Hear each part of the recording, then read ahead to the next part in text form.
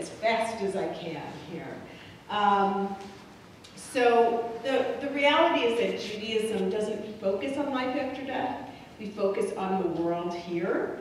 That's why we have 613 commandments. We don't necessarily assume people are going to watch their behavior because of fear of what happens in the afterlife.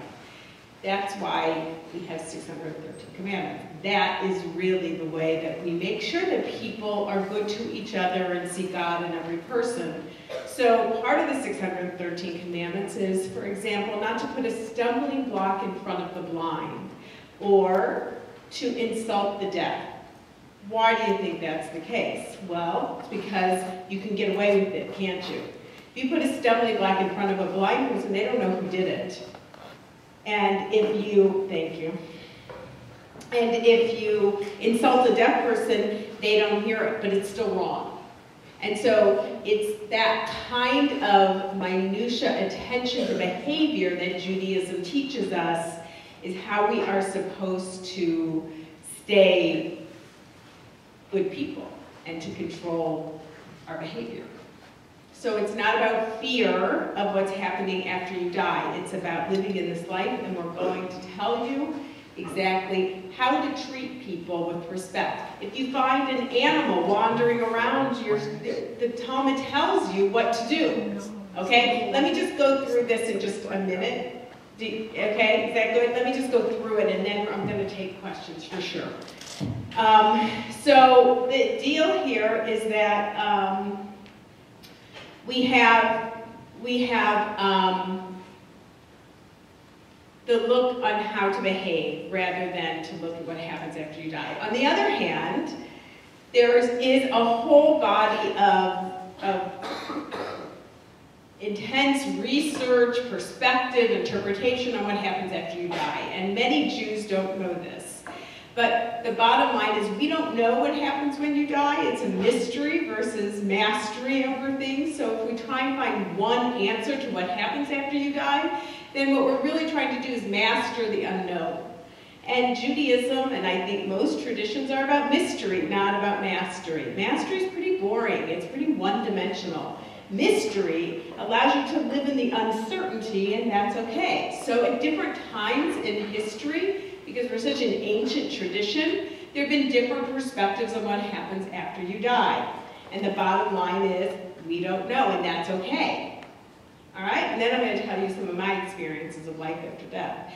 But, because I believe in life after death. So, in the Torah, it says that people go down to Sheol. And Sheol, it's literally what they saw. They saw people were buried with their families, not in individual caskets like we have today, but in kind of one mass grave for a family, not a mass grave for everyone, but for a family. That's what happens. People went right with their family, and that was an honor to go with your family. The worst thing you could do is something that would cut you off from being able to be buried with your family. So Sheol was a place literally that they saw under the ground, and they saw it, and they knew people went there. What happens later on, if you get to Ecclesiastes or you get to Ezekiel especially, Ezekiel says, those bones, those dry bones, what happens? They get up out of the ground, and they get sinews, and they get all the different things that are inside, and then they get flesh wrapped around them, and they start living again. It's the first time we have a reference to resurrection of the dead. Okay? So here, all of a sudden, we have this idea that people can be reborn, literally resurrect from the dead. And that was a Jewish view for a long time. When you get to Isaiah, there's a whole question. Are you resurrected from the dead if you're only good? Or is everybody resurrected from the dead? And there's a whole conversation in Isaiah about, do you have to somehow fulfill something in order to be resurrected? Or does everybody who dies, are they resurrected? Okay, so there's a lot of conversation. Then we get to the Talmud. The Talmud believes in reincarnation of the soul. That your soul keeps going into other people. Not animals, not bugs, but people. And what's interesting is that when you get to the Kabbalists of the 12th, 13th, and then 16th century, so we're talking very late in Jewish history, they begin to understand that your soul has to go through different transitions and experiences. And so if your soul, in this life you don't have children, it's because your soul didn't need to have children. If you had something, then that means your soul had to go through that experience. So it's called Gilgul, which means to go around. Gilgul HaNefesh. That is reincarnation. We believe in reincarnation. In the 11th century, Rashi believed in heaven and hell. Those Jews don't even agree with that.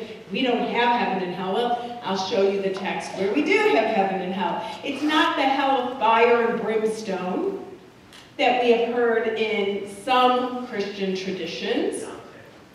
Dante. Oh, that was the first person, then it got adopted and adapted to religious.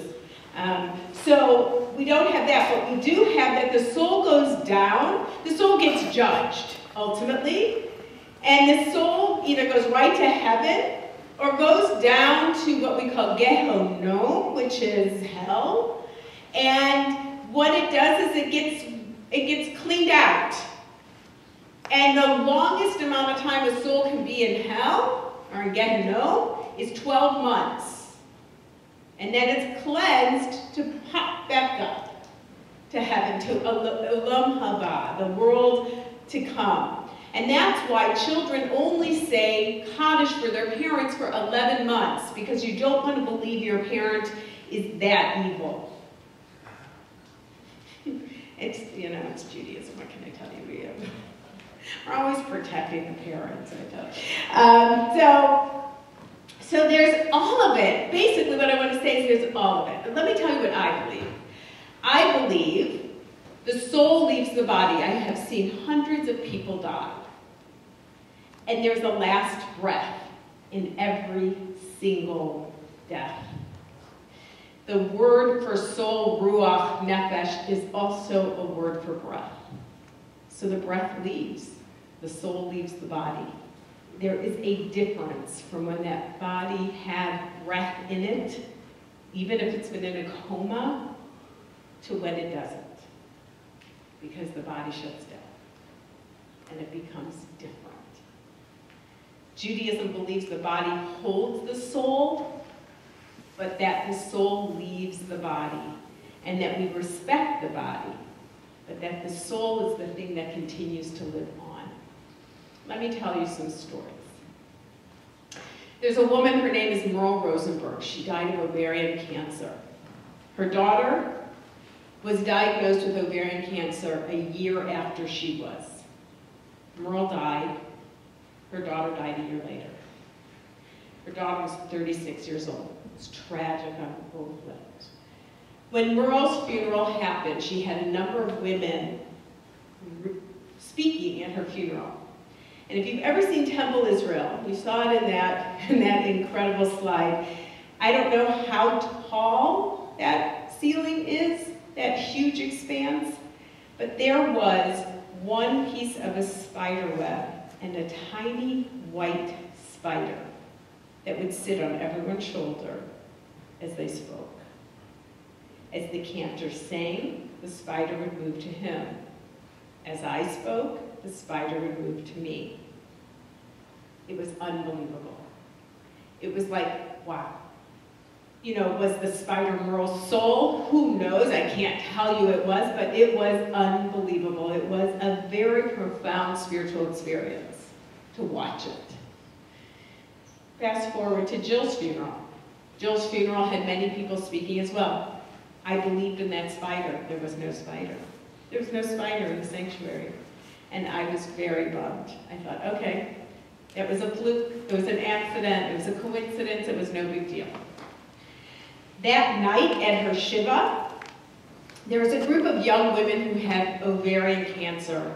They had actually, prior to the Shiva is the time where community comes together that night and says the prayer Kaddish with the family. They said, Rabbi, come here. I went over there. They said it was amazing. We were at the MOCA office, which is the Minnesota Ovarian Cancer Association office, because we had a young survivors group that Jill had put on the calendar for the year. And she had this date, which was the date of her funeral, as one of those support times. So we decided we were going to do it. We went to the MOCA office, we had the support group. Every time a person was speaking around the circle, there was a spider. And it sat on everybody's shoulder. Now, can I tell you the spider is somehow related to Merle and Jill and give you the facts? No. But can I believe in something that's bigger than we are, where their souls were a part of that experience? I say I can, because that's what I believe. Okay? So, another story. My mother was dying, and they called me. She was dying in St. Louis. She had had an accident here, actually, when my daughter had her bat mitzvah. So my daughter read Torah, she had her bat mitzvah, my oldest daughter, Rebecca. My mother was there in the sanctuary. She was doing really well. She had had some issues that happened several years before, but she was there, and she was great. She went back to the hotel, and she started not feeling well. One thing led to another. She ended up at HCMC in the hospital, and she ended up being operated on and never waking up from that operation. Something happened. She must have had a burst aneurysm or something. We got her back to St. Louis, and where I grew up and where she lived. So she's dying. They call me on a Wednesday. I show up. We say the prayers, and we're waiting. And she's clearly at the end of her life. Wednesday moves on, and my father says, you know what? I'm not going to call her two brothers who are together in Las Vegas, actually, because she's going to die in the night. We'll have the funeral. I'll call them after she dies. They can't get here. And then we'll set up when the funeral is going to be. Wednesday night continues. Thursday, it's moving into the night. She's still alive. And the nurses are going out, and we don't understand what's going on. So we finally call her brothers, and they decide they're going to come home Friday because, you know, she's going to die today, and the funeral will be Sunday.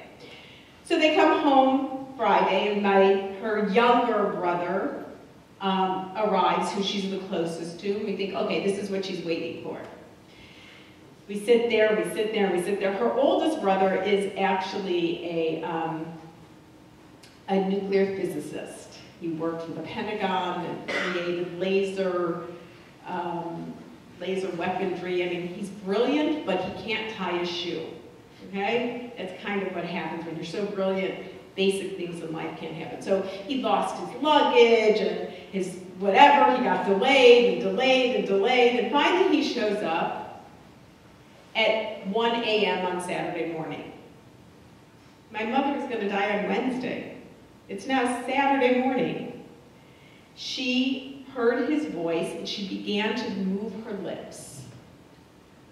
And we're like, oh my gosh, that's unbelievable. Like, we hadn't seen her move. She was in a coma for months.